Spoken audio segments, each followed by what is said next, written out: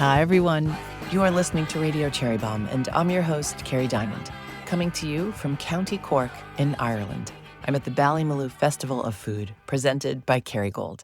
I moderated a panel of amazing Irish farmers yesterday, got a tour of the Ballymaloe Cookery School. I know lots of you want to go there.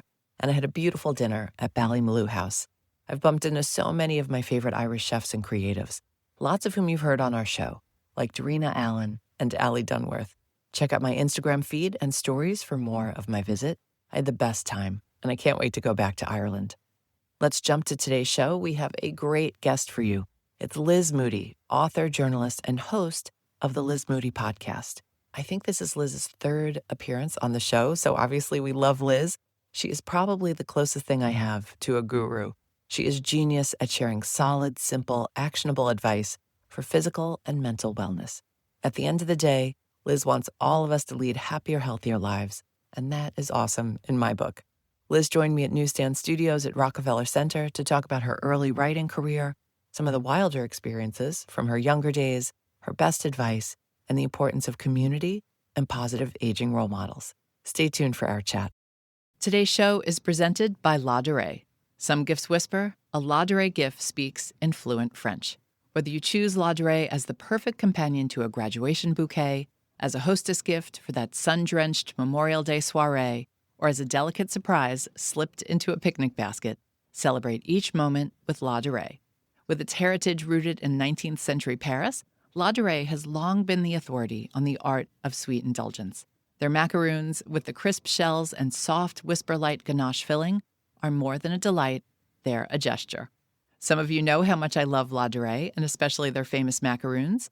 My favorites? The vanilla, rose, and caramel macaroons, as well as the Marie Antoinette tea flavor. Trust me on that one. A box of La Durée macaroons is really one of the chicest gifts around. I discovered La Durée and fell in love with them when I started spending a lot of time in Paris, back when I worked for a French beauty brand, and you could say it's been one of my more enduring love affairs. Another thing I love is the La Durée Boutique and Cafe in Soho, right here in New York City. It has a beautiful walled courtyard that's like a secret garden, right in the middle of the neighborhood. Stop by for breakfast, lunch, or afternoon tea, then pick up some macaroons or other gorgeous La Durée patisserie on the way out. Whether it's a birthday, an engagement, or just a Tuesday, there's always a reason to gift beautifully. This season, make your gifts as memorable as your moments with La Durée. Visit ladurée.us or any La Durée boutique for more. A little housekeeping. We are about to reveal the covers for the new issue of Cherry Bombe's print magazine. It's our first ever power issue, and we've got covers with, ready, the one and only Gloria Steinem, chefs and empire builders Jody Williams and Rita Sodi, Chef Mashama Bailey of The Grey in Savannah, and culinary creative Sophia Rowe. Yes, 4 covers, all shot by the amazing photographer Jen Livingston. We're so thrilled to celebrate all these incredible women. You can purchase a single issue or subscribe. If you're a subscriber, you can choose which issue you want to receive. We'll send you all the details. Visit cherrybombe.com for more. Now, let's check in with today's guest. Liz Moody, welcome back to Radio Cherry Bombe. Thank you so much. It's such an honor to be here. Springtime in New York. It's such a nice time to be here. Yeah, I'm not taking credit for bringing the weather, but I'm kind of taking credit. It happened when I happened. You could take the credit. We were talking off mic earlier, and I said, how do you describe yourself? I think it's tricky because people don't like the idea of self-help. And I have a little bit of that chafing of it too, of like, oh, is this a book that you buy and you put in a paper bag cover so that nobody sees what you're reading? But I think that chafing is from the idea of people telling you that you are not enough. And it's like, why are all of these people from outside of me telling me how to live my life and how to feel good in the life that I'm creating for myself? And that's not where I come from. I come from the place of, you are enough exactly as you are. And I want you to overcome any problems that are keeping you down. I want you to feel as good as you can feel in your body and your mind every single day. I'm going to help you help yourself. And I'm going to come from a place of like, you are already so wonderful. That comes through loud and clear in everything you do. You are a terrific communicator and a brilliant synthesizer of all this information. You started as a journalist and realized that I don't think you've ever called it a gift, but realized you had this gift for taking a lot of information, studies, reports, all these things, and synthesizing it into very usable advice for humans like me. When did you realize you had that gift?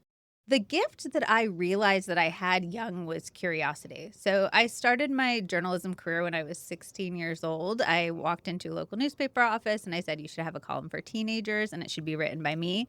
And they were like, okay. Where was this? This was in Modesto. This is my hometown. And so I wrote that column for a few years. And then I was traveling, I want to say in Morocco. And I got an email that said they wanted to syndicate the column nationally with McClatchy. And so then I was like running around trying to find a fax machine in this like small village and I was like, oh my gosh. And so then my column ended up running for 6 years total. It was such a great training ground because I had to write a column every single week. No matter what, I met my deadlines when I was traveling, when I was on drugs throughout college. I was like sitting there and it was a really, really incredible lesson in craft, in the fact that if you want to do something, the most important thing that you can do is do that thing. I know so many people who are like, I have a book in me. What's the difference between me and the people who have published books? And I'm like, the people who have published books write. They write every single day. They find a spot in their schedule. They have a word count goal or a minute count goal, and they are writing. And so that column was really, really helpful for me in that. And in that column, I realized that I just had so many questions about how people were living their lives. I was traveling around and I was like, what do these people in Turkey know about living that I don't know about living? What do these people in Germany? What do these people in Argentina? And I wanted to kind of get their little secrets and see how I could apply those secrets to my own life. That's when that really began for me, was with this curiosity. And I think that's been the through line for my entire career, is I'm so curious. I'll be like the 2-year-old. Well, why is this true? Why is this true? Why is this true? And I'll follow it all the way down. And you get incredible information that way. Everybody has so much to share if you approach them with curiosity. So 16, you were writing a column? Mm-hmm. It's called Out of My Mind, which my dad came up with and he was real proud of. You obviously weren't a teenager after, a few years, but you still continued to write this. It was called Out of My Mind. So it started in the teen section of the newspaper. It grew from that and it ended up being in the Sunday section in the spot that Dave Barry used to occupy before he retired, if you're familiar with him. And then, it ended up being nationally syndicated. And so by the time I graduated from college, I had 6 years of professional writing under my belt. And you were paid for this all through high school and college? I mean, not much, but I was paid. Enough. It was not Carrie Bradshaw, I didn't have Manolos. It wasn't $3 a word or whatever. You said a few things, Liz, when you were talking about the years of writing, and you said something I need to go back to. When you were on drugs in college, party drugs? Yeah, I went through a real phase where I lived in Amsterdam for a little bit. And so I was like in coffee shops a lot. I was smoking a lot of weed. Medicinally? No. Okay. Just for fun. I love how you're trying to find a reason. I was doing a lot of coke. I was doing a lot of MDMA and medicinal. No. Okay. That was just the phase of my life that I was in. It's an interesting time to look back on because I was a real party around the world girl. And a lot of that came from low self-esteem. It came from wanting to fit in with a group of people that I didn't necessarily feel like I fit in with, wanting to feel like a cool girl. But I don't really regret those years either. I'd like the brain cells back. If I could talk to myself doing whippets when I was younger, I'd be like, stop, like you're going to want those later. I would, but I don't regret them. I think I had some interesting life experiences and it's all part of my story. We'll be right back with today's guest. This episode is presented by Meridian Printing, the family-owned printing company based in East Greenwich, Rhode Island. Meridian has printed Cherry Bombe magazine for the past several years, and it's always a pleasure working with the team at Meridian. They are meticulous and professional and care more than any other printer we've ever worked with. They are amazing partners. When I wanted to print 3 covers of our Icons issue, they said no problem. When I wanted to put a Molly Boz poster in every copy of our Molly issue, they said we got it. And they were amazing about helping us get the pink shade just right for our Ina Garten issue. If you have an idea for a magazine or a zine, or maybe you want to do books on demand, you should talk to the team at Meridian Printing. Visit meridianprinting.com for more information.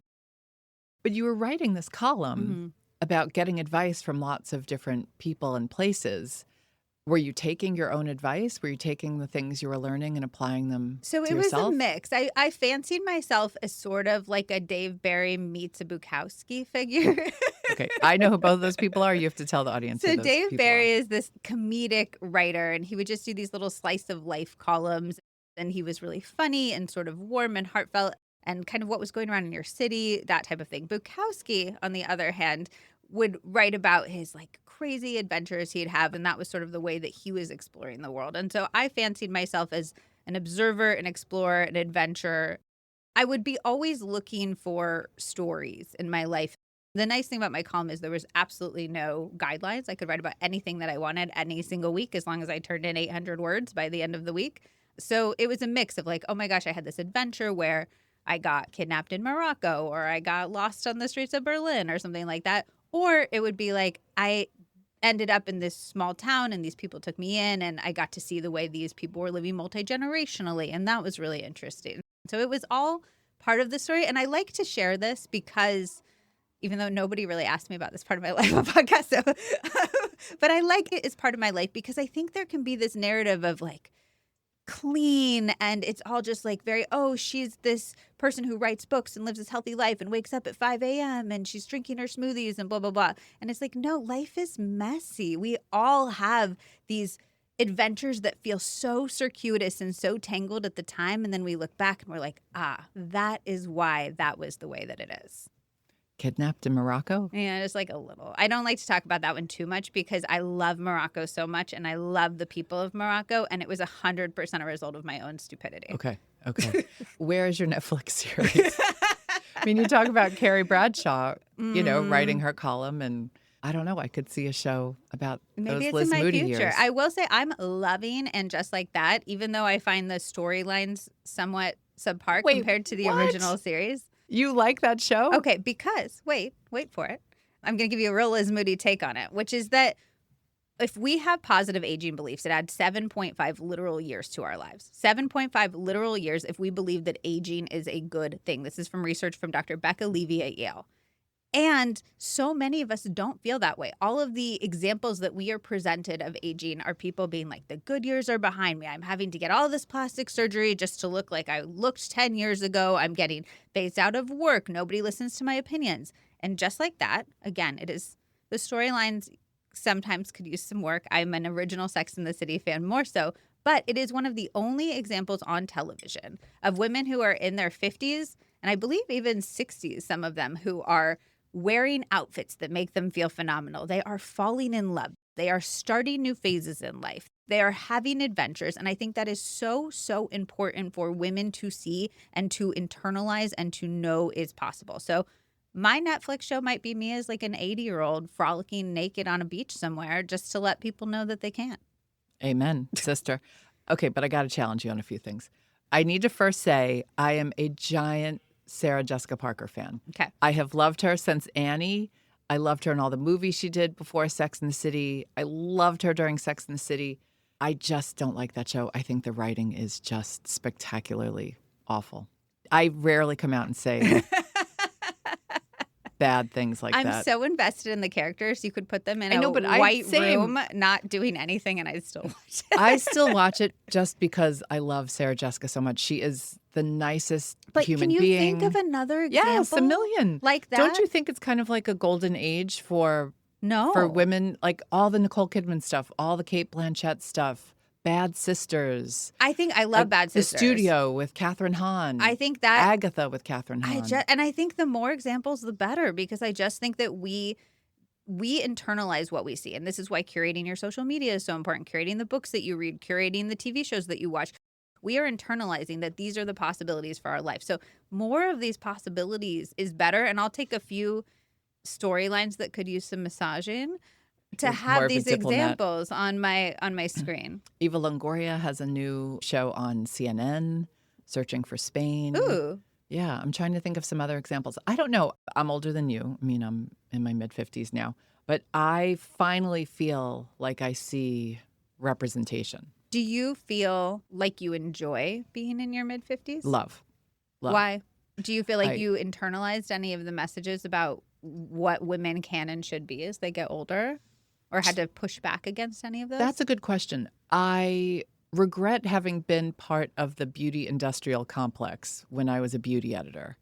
But today, I mean, I color my hair. Might I get plastic surgery one day? I can't say. I don't do a lot of treatment things today, more because time and money.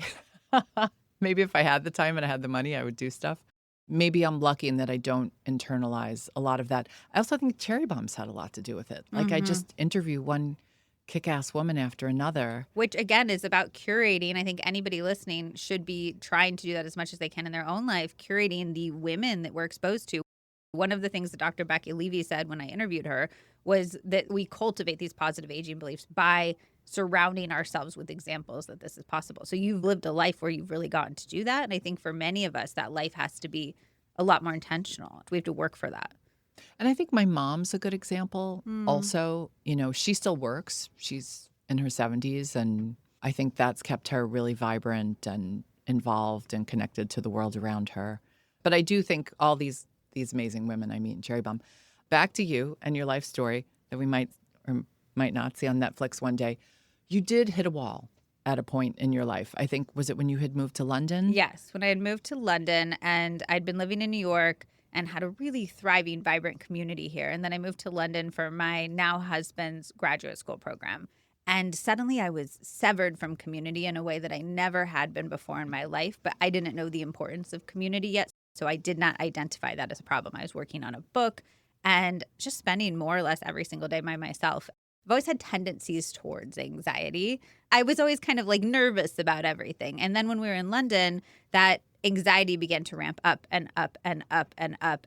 I began having panic attacks all of the time. And I didn't even know what they were at first. I would just be out in the grocery store and I'd have my cart and then I would be overcome with this wave of discomfort and I'd have to leave my cart in the checkout line and like scurry home. Slowly, those panic attacks became so frequent that I became unable to leave my house and eventually unable to really leave my bed.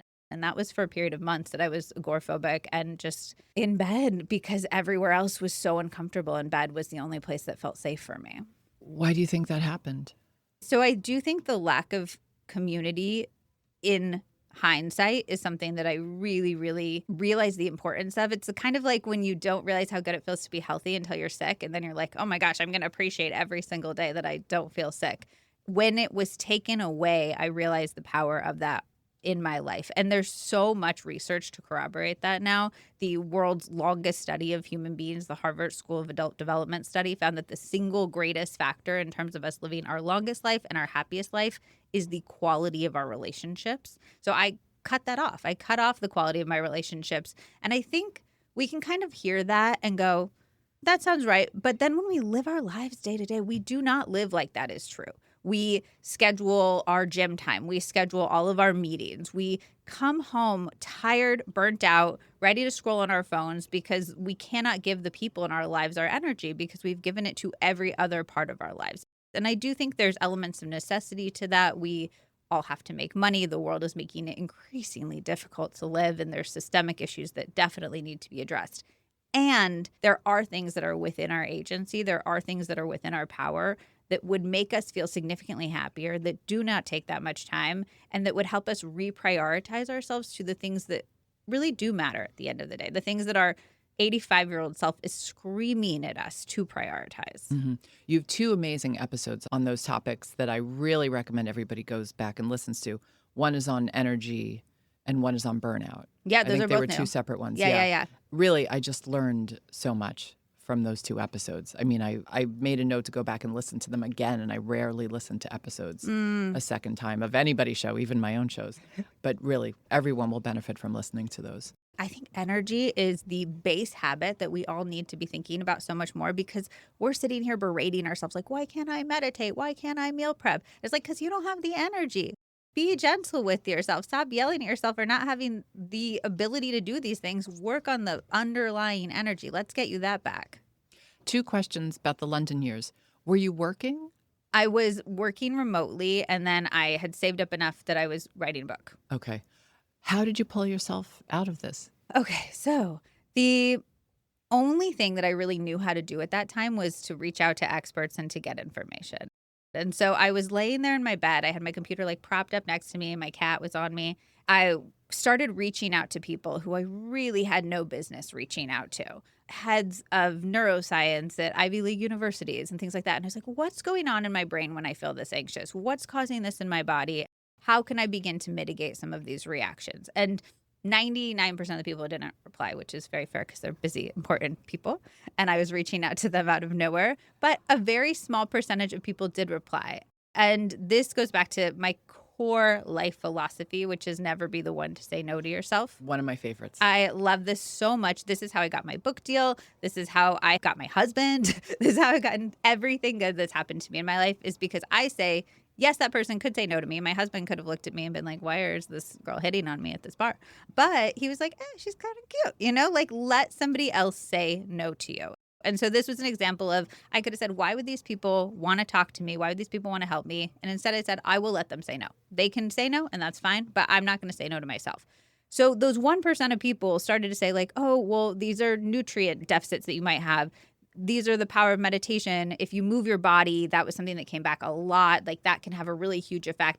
And I kept asking, like, what are the outsized effects for the littlest inputs? Because I don't have the energy or the ability to do a lot of inputs right now. So very slowly, I started to piece together these little tiny actions. I think I started with meditating in bed, and that felt really, really good. It just felt like giving this overactive brain that I had a break, a little bit of a moment of pause. I started to eat more nutrient-dense foods, which actually made a huge difference. Our brain needs that fuel. Our cells need that fuel.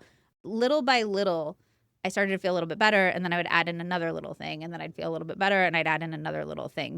But it wasn't honestly until I got back to New York, I had structure in my day. I took a full-time job that was at an office, which I was very, very nervous to take. When I had anxiety, I built so many cushions into my life so that if I was anxious, I wouldn't have to go to this thing. I could wake up late, all of these things. But often what anxiety wants is structure. You need to be in this place at this time. You should do this thing in the same way every single day. And so I'd taken all the structure away from my life. So when I got a job in an office again, I had that structure back. I had the community back. Yeah, it was a long process, though. I'd say a year and a half, 2 years until I really felt like myself again. And I like to be honest about that, too. And your boyfriend stuck by you through this all. Yeah, I'm really grateful, too. I don't know if he knew the severity at the time, particularly some of the more like intense habits I was doing as coping mechanisms, but he did. I think it scared him. And also, I think a big mistake often we make when people we love are hurting, there's this metaphor I love, which is that empathy is you're walking by a hole and you see somebody in that hole and you get into the hole with them. And you're like, oh my gosh, we're in this hole. And compassion is you're walking by a hole, you see somebody in the hole and you go and get a ladder and you help them get out of the hole. I think he learned a lot in that time about getting the ladder versus getting in the hole. Okay, so you're back in New York. Yes. You're working as a journalist. Yeah. What happened next? I had a wonderful few years. Yeah. And that's when my 2 cookbooks came out. And it was a really wonderful time in my life. Now I want to talk about Liz Moody's greatest hits. Your best advice. I can share some of my favorites after you give what you think are your most impactful pieces. Okay. So like not even questions, just like go with some of my favorite things. Yeah. If you had to pick. The first one that came to my mind is that reading for just 6 minutes decreases stress by 68%. I think this is a fascinating statistic because we often think that for a habit to have an effect, or at least I do, I'm like, it has to be hard. It has to take a long time. It has to kind of be a slog to have it be worthwhile. It's this false, almost puritanically rooted narrative that we have to suffer to have things be good in our lives. But reading is actually a really enjoyable habit, and doing it for a very brief amount of time has a profound impact on our brain. So reading for just 6 minutes can decrease stress by 68%. For me, I use that as both motivation. If I'm feeling a little bit amped up, I'll take a little reading break in the middle of my day. This can be fiction. This can be nonfiction. I think they both have really, really powerful benefits. Fiction helps us get in the heads of other people in a way that we cannot in our real lives. And it makes us better people as a result of that. And then nonfiction, we can learn, we can grow, all these things. So you're obviously not talking about reading emails. No, I am not talking about reading emails. I think a huge thing about emails that people do not talk about enough is emails are essentially letting other people create a to-do list for you. Emails are letting other people create a to-do list for you. So if you are in your email first thing in the morning, all you're doing is letting other people control the tasks that you're going to do that day. I think having very strict boundaries with emails is another incredible thing that almost everybody can benefit from. If you're listening and you're like, my boss wouldn't let me do that, whatever. Talk to your boss. Say, I would like to check my email 3 times a day. When are the best times for you to do that? But it goes by the same system that social media does, where you get that slot machine effect, you get that variable reward system. But by and large, it is causing us stress, it is causing us anxiety, and it's decreasing our attention span. So add in reading in any way that you can, even for brief periods, and decrease email would be one. Email is the most stressful thing in my life. And yet we check it obsessively. You said something great. It was you or your guest on, I forget which episode it was, but about email, that reading your email and acting on your email are two different things. Because we think just because we've looked at our email, we've achieved something, but we haven't, because most of them require some kind of action, even if the action is delete. So setting aside that time to really do email properly instead of just dipping in and out in a non-productive way, which I think is what I do most days. I do too. I have this idea that I'm someday going to get a email that's like, you've won $5 million and you're the queen of the world. And it never happens. So I'm always checking. I always think it's going to be great news. I'm like, what great news have I ever gotten by email? Where's this assumption from? And they'll probably write back if you don't respond the first time. Well, that's a fascinating thing. Have you ever had the experience where you go on vacation and you don't answer your emails for 2 weeks and you'll see these chains happen and then it's solved? If you ignore it for a little bit, people tend to solve these things themselves, which is fascinating. I've been reading at night before I go to bed as part of an attempt to get off my phone because I do too much scrolling and reading and all that on my phone before I go to bed. So now I try to put my phone as far away from my bed as possible and read a book and then fall asleep. This is another thing that I really, it's a simple thing, but I think we overlook it a lot, which is make the habits you don't want to have as hard as possible and make the habits that you do want to have as easy as possible. So many of us sleep with our phones right by our beds, and then we think we should have the willpower first thing in the morning to not scroll. We may have that willpower first thing in the morning, but we do not have infinite willpower. You are just using up your willpower for the day by trying to stay off social media. You're dangling like a donut right next to your head, and then you're saying, don't take a bite. It's such an insane use of our reserves. And so I would say, if you can put your phone in another room, people really hate this, but that's because we're addicted. I think we would do really well on a societal level to step back and say, all of these little reasons I'm coming up with, it's because I have an addiction. I am addicted to my phone. My phone is designed to be addictive. I need to treat it like an addiction instead of justifying well, it's my alarm clock. What if there's an emergency call in the middle of the night? I grew up in the 90s. There's ways to deal with these things. I grew up in the 80s. There are ways to deal with these things. I love what you said. We do not have infinite willpower. No. That is a great thing to remember, folks. Okay, next piece of advice. The next piece of advice is to let our actions lead our emotions. Let our actions lead our emotions. Explain Often that. we let our emotions lead our actions. So we'll be like, am I in the mood to go to the gym? Okay, I'll go to the gym. Am I in the mood to hang out with a friend? Okay, I'll hang out with a friend. And in fact, it should go the other direction. If we set up our actions so that we are just going to the gym at the same time every day, we're taking the decision fatigue out of it. Again, we have a very limited reserve of willpower. We don't want to use it up on that thing. We will feel better. It is always when I'm sitting there and I'm like, ugh, I'm so sad. I'm just feeling in a funk. I'm down. I'm going to wait until I feel better. And then I'm going to take a walk. Then I'm going to make myself a salad. Then I'm going to call a friend. When in fact, if I just let my actions lead my emotions and I did any of those things, I would not be sitting there in a funk. And if we don't have the inputs that are going to change how we feel, we are not going to feel differently. And yet we continue to sit there and expect for this different feeling to magically wash over us. A little trick I do is I ask myself, if I were feeling the way that I want to be feeling, what are the actions that I would take? And then also, I really, really like to set up my routine so that it's not even a question.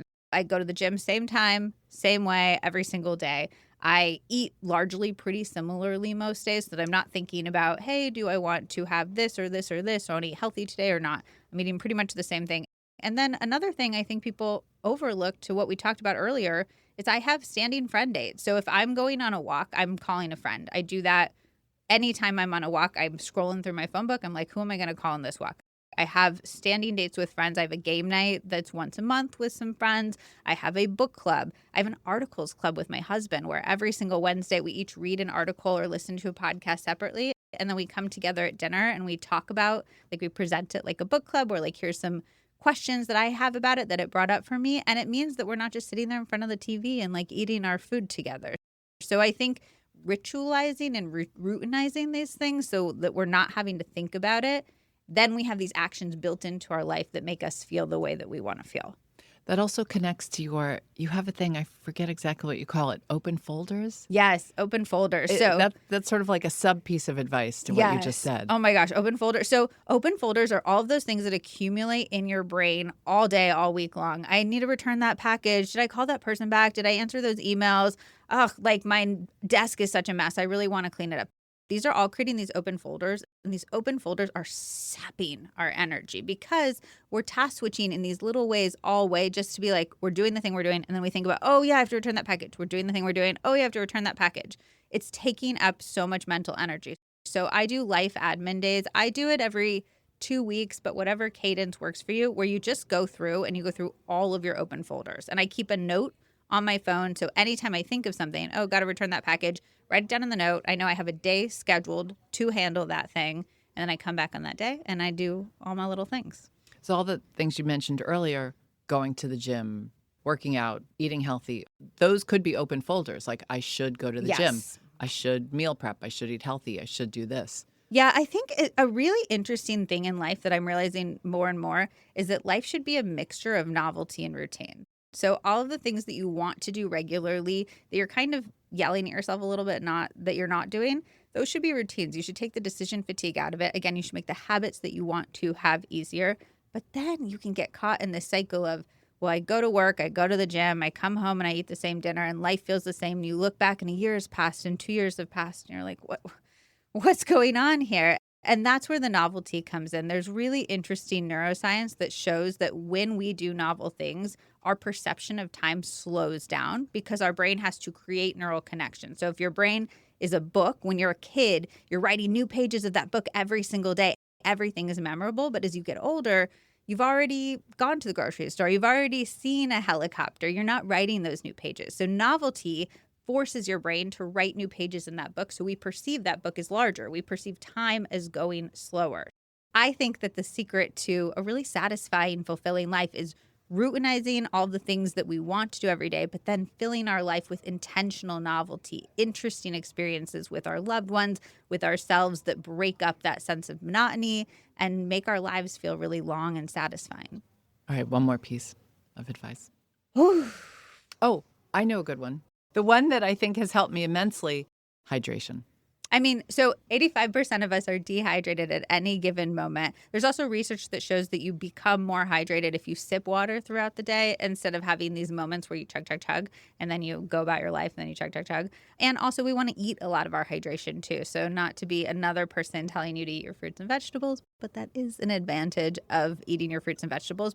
But when we are dehydrated, I like to picture my brain like a sponge. And when you wake up in the morning, your brain is a dried up sponge and you really need to hydrate it to fill that sponge with water so that it can work optimally. So when we are dehydrated, we're not thinking as well. We're feeling tired all the time. It's just such an easy solution.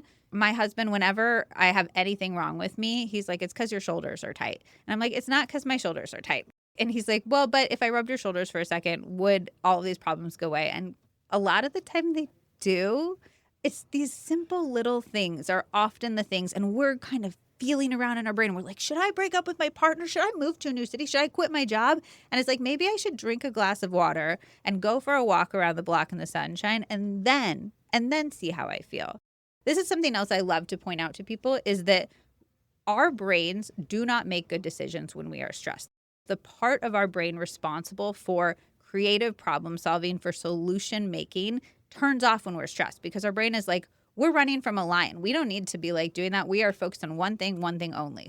A lot of us sit there in these moments of stress and discomfort in our lives and we're like, oh, I'm stressed. I'm uncomfortable. I got to come up with a solution for this. That is the worst moment to come up with a solution because our brains are not functioning in that moment.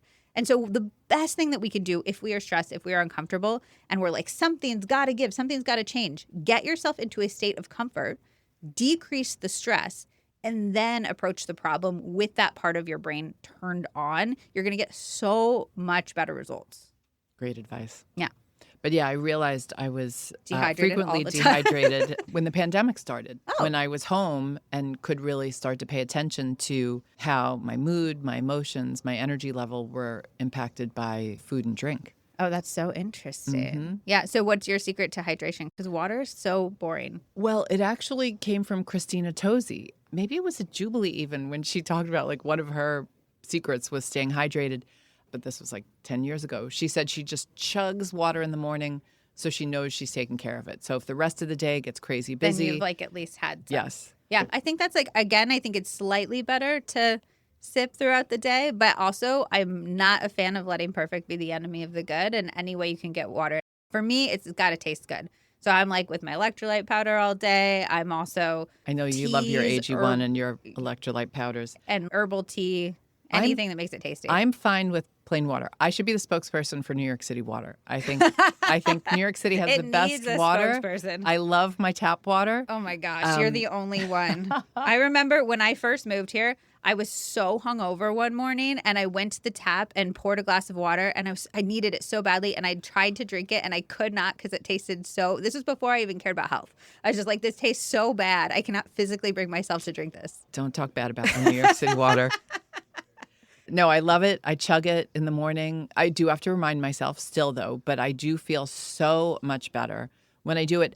This reminded me of a tip that people are going to love, which is that coffee actually continues to come up in podcast episode after podcast episode as a health food, like as one of the best things that you can consume for your health. Don't break my heart. It is a health food. I thought of that because a lot of people are like, coffee is dehydrating, and people have this general idea because they love their coffee so much, I think, that it's a bad habit. It's something they should get rid of. It's also the drug that the most people in the world are addicted to.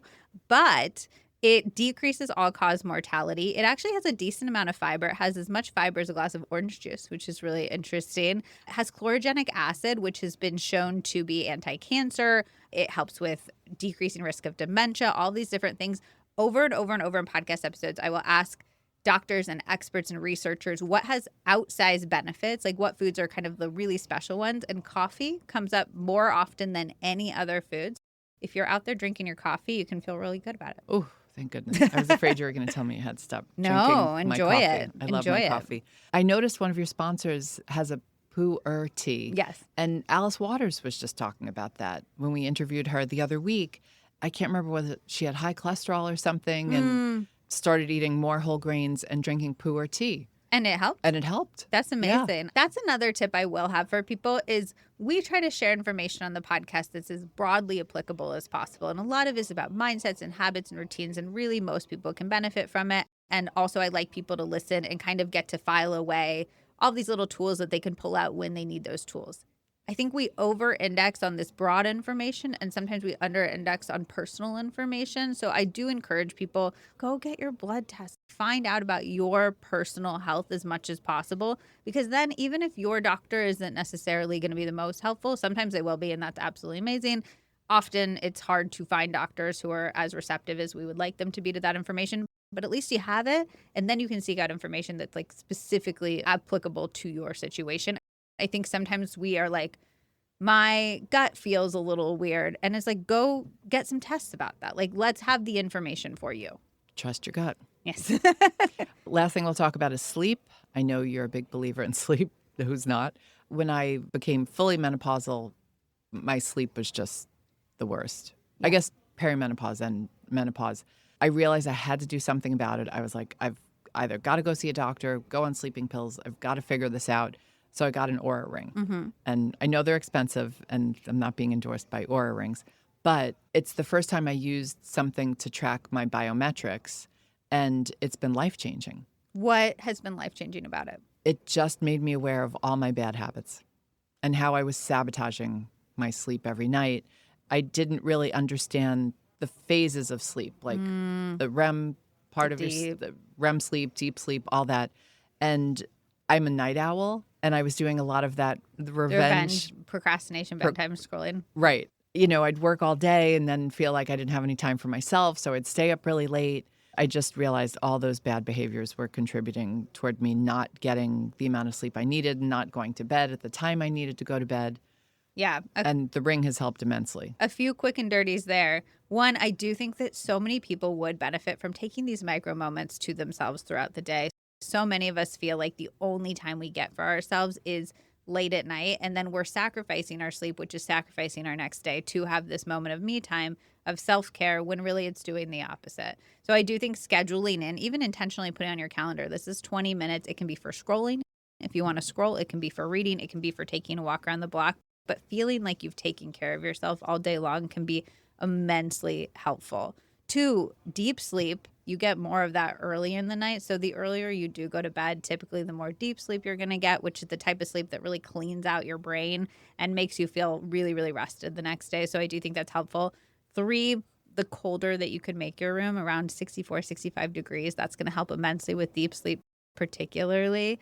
I know that every man out there is probably like, doesn't need to be cold. No, but it should, like, make it colder than you think it should be. And then completely dark at night. That actually impacts REM sleep a lot. So if you can get an eye mask or blackout blinds, even little lights in your room or little bits of light seeping through the window, that's going to impact the quality of your sleep, even if the quantity is there. So you're going to feel less rested in the morning. Huh. I probably need to work on that a little bit because I don't even have curtains. Oh. So, and you know, Brooklyn's You're so in bright. New York. Yeah. I know. You really want to Oof. crawl into your little cave at nighttime and sleep in your dark, cold cave. That's what your brain would like you to do. The last thing I do want to say about sleep, because I'm a person who's struggled with sleep a lot over the years, is the most helpful thing for me with sleep, because we live in a society that's like, sleep is so important. You're going to die if you don't sleep. And it gets very pressureful. And then when you're up in the middle of the night not sleeping, you're like, oh my God, there's all these negative effects on top of the fact that I'm really uncomfortable. So I like to remind myself of all of the incredible days that I've had after a night of no sleep. And I compile that into a little kit of proof points that I have in my brain. I think about the day that I went to Disneyland and I had a really fun day, even though I didn't sleep at all the night before, because this was like a year ago, but I was so excited I was going to Disneyland the next day. So it's like, oh my gosh. People are going to be like, were you 8? No, this was like a year ago, but I was so excited and I didn't sleep. And I was like, I ruined this great day for myself. But it ended up being phenomenal anyway. I didn't sleep at all the night before I went on the Today Show, and I did really well, and I did an interview that I was really proud of. And I think we all have that if we look back in our brain, and also we can notice them going forward. I didn't sleep last night. Look at this great day I'm having anyway. That can be really helpful for taking some of that pressure off. Absolutely. I just had such a fundamental misunderstanding of deep sleep. I thought deep sleep was related to how long you would sleep. So I was like, I can make it up on the weekends, and I'll sleep like 10 hours on the weekend. Yeah. And that's not the case. It has to do with what time you go to bed. So that was a really important unlock for me. And I will say, I know Oura rings are expensive and not the solution for everybody. But for me, versus having to take sleeping pills or something, it's been the solution for me. Well, and also, if you don't want to get an Oura ring, the number one thing people usually notice is, my drinking impacts my sleep. So there's your life hack, is I feel like people are like, my glass of wine that I have with dinner actually does have an impact on my sleep. That's the big realization I hear people have with their Oura rings. But you can also just pay attention. You can really try to note, what are you doing? And if you work out late, some people can do that and it doesn't impact their sleep. Some people can't do that. And noticing these things for you, because we are also bio-individual. Before I let you go, we're not going to do a full speed round, but I'll ask you the final question. If you had to be trapped on a desert island with one food celebrity, who would it be and why? I think I would choose my friend Justine Dorn. She wrote the incredible cookbook Justine Cooks. Her food perspective is phenomenal, but also I think why people fall in love with her is her storytelling. She'll make these recipes, but she'll tell you these really wonderful stories while she's making them. And she's like that in real life too. And I feel like if you're on a desert island, you want the food, right? So she'd make me the food and I would really enjoy that food. But she'd also give me the entertainment via the storytelling, and you got to pass the hour somehow. We also were on, not a desert island, but we were on Governor's Island together yesterday at that spa there. And it was so that's wonderful. like being trapped on a desert island with a food celebrity. Case, yeah. She's been on the podcast before, and it was honestly one of my favorite interviews. She seems very emotionally intentional. She's been through a lot. She has been through a lot, and she digests and processes life in a really beautiful way. And that's something I'm looking for more and more in my friendships, is I want people that I can have really intentional, meaningful conversations with, that I can take a little bit of time and feel like I'm getting maximum emotional satisfaction out of that time. And so she's really one of those people for me.